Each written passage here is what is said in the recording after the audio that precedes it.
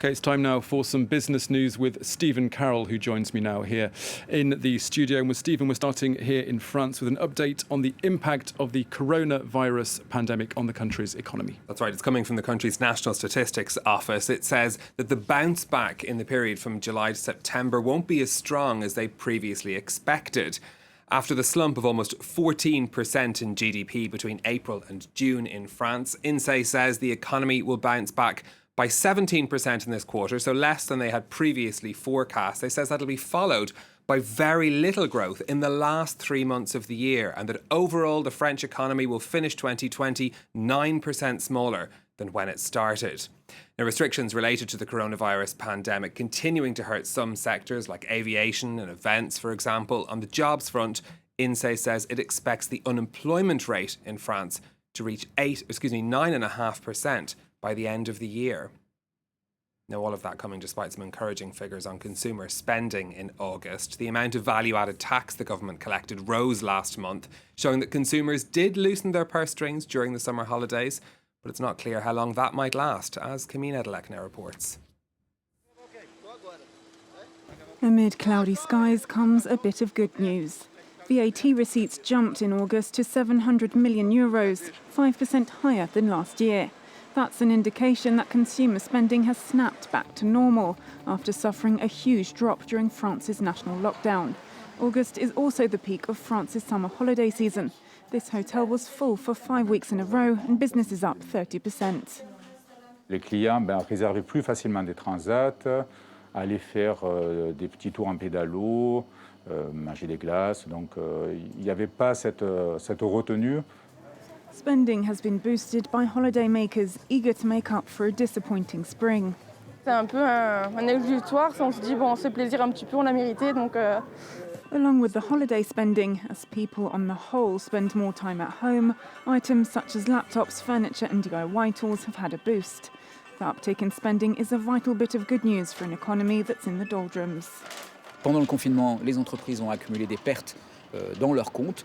Si elles produisent plus demain parce que les ménages consomment l'épargne qu'ils ont accumulée, ça sera un moyen de rattraper les pertes qu'elles ont accumulées pendant le confinement et d'éviter qu'elles soient forcées de licencier. But not all industries are enjoying the summer boost. The culture, air travel and fashion sectors are all still feeling the pinch. And once the holiday tan has faded, so might the shopping spree, as consumer confidence depends on France's ability to keep its coronavirus outbreak in check.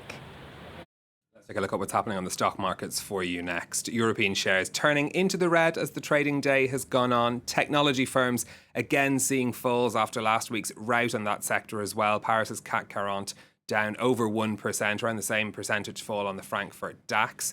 On the currency markets, we're keeping an eye on what's happening with the British pound today as those Brexit negotiations take place in London. The pound significantly weaker against the dollar today, down 0.8%, down 2 against the euro.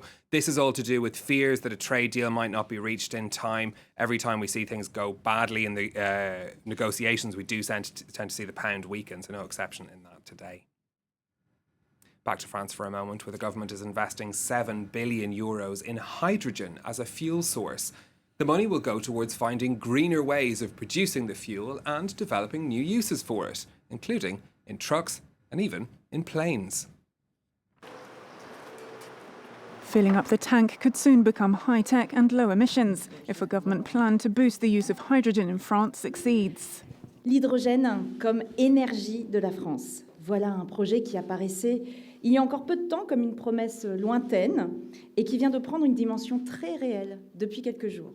Donc, ne pensons pas que l'hydrogène résoudra tout, mais il est certain que l'hydrogène est une opportunité stratégique pour massifier et accélérer la décarbonation des secteurs et des activités les plus difficiles à décarboner, en particulier dans l'industrie et les transports.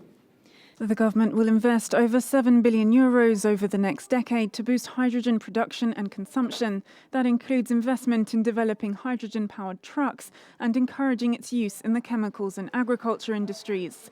The plan will reduce France's emissions by 6 million tonnes of carbon per year from 2030.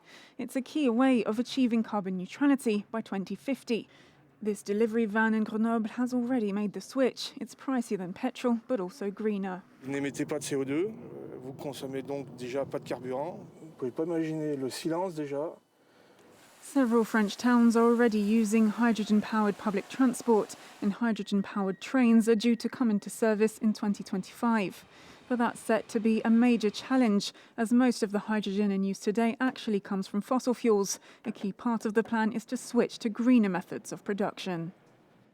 China's foreign minister has called on foreign countries to stop, quote, bullying its tech giants. Wang Yi was speaking as he unveiled a new Chinese initiative to address data security issues.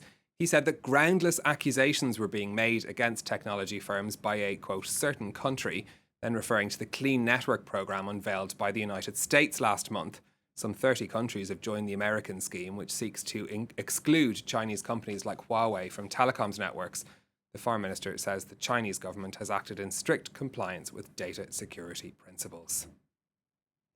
Now, the move to working from home, inspired by the pandemic, is having an impact on demand for office space. Google has scrapped plans to rent more massive offices in Dublin for its workers. It was in talks to lease almost 19,000 square metres of office space in a new development in the city, but has changed its mind, according to Bloomberg. This, as the company has told employees they can work from home until at least the middle of 2021. The tech giant employs over 8,000 workers at its European headquarters in the Irish capital. Very different point of view on the subject, though, coming from the boss of Netflix.